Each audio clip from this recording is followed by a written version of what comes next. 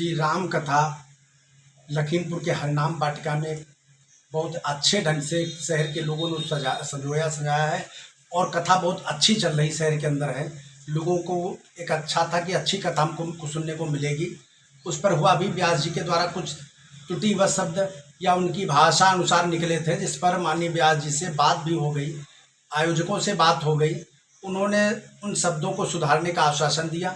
शायद अब ऐसा नहीं होगा, लेकिन फिर भी हम अपने सभी व्यासों से एक आग्रह भी करते हैं कि भगवान राम ने कहा, जब हम राम कथा ही कहते हैं तो जब राम ने कहा है, जो राम ने किया है उस आचरण का पालन होना चाहिए। प्रभु राम ने कहा है, निश्चरहीन करो मैं भुज उठाए प्रणकीन।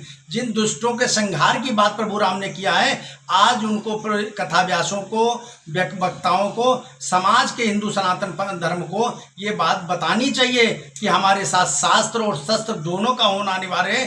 क्योंकि अभी 3 दिन पहले मेवात हरियाणा में जो घटना हुई है वो हमारे संतों की निष्क्रियता की वजह से। अगर ये उपदेश देते, वहाँ पर एक से एक मौलाना निकल करके अस्त्र शस्त्र लेकर के हमले किए हैं, सैकड़ों हिंदू मारा गया है, सैकड़ों बाण फूके गए हैं।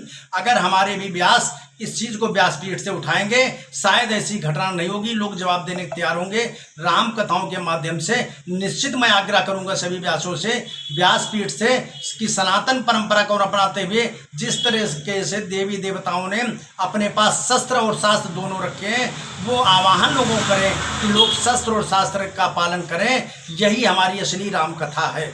मैं उनसे व्यास जी से भी निवेदन करता हूँ कि बढ़िया तरीके से वेद आधारित राम कथा सुनाएं। ये हमारा सादर उनसे निवेदन है। कहीं आपको वहाँ की कार्यकारिणी से कुछ मन में विद्वेष तो नहीं है? नहीं, ऐसा कुछ नहीं।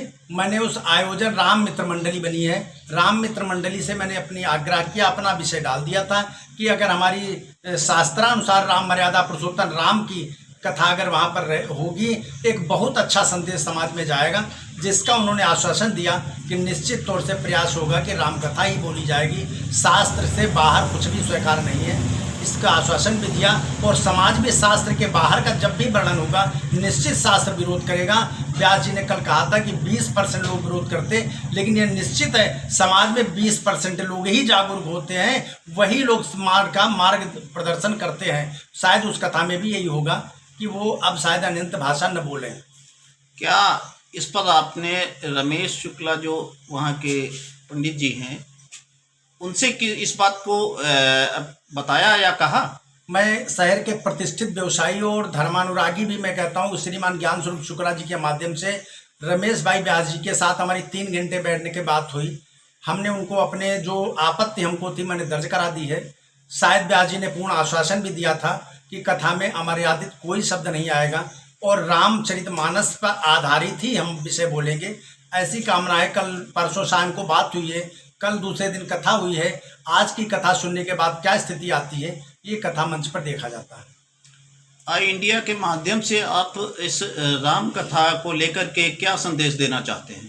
राम कथा, जो प्रभु राम ने की कथा जब हम कहते हैं तो प्रभु राम के ही समाज को एक साथ जोड़ करके ले करके चलने का काम है, वही हमारी राम कथा है। जो इसकी कथा को सही उच्चारण करके गाएगा, मैं उसके साथ हूँ, समाज उसके साथ है। अगर व्यास मंच पर यही व्यास जी ने कहीं का व्यास अगर गलत बोलेंगे, आचरण विहीन पद्धति करेंगे, उसका समाज विरोध करेगा। हम भी उसके साथ हैं।